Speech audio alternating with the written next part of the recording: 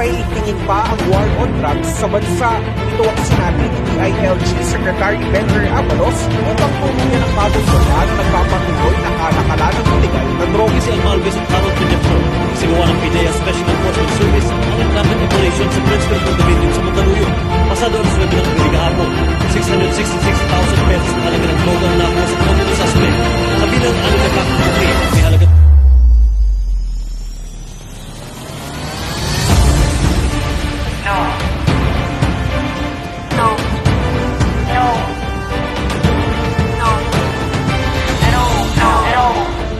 Drugs are demons. Drug is our enemy. Drugs are the poison to our lives. No to drugs. Huwag mong subukan. Masisira ang buhay.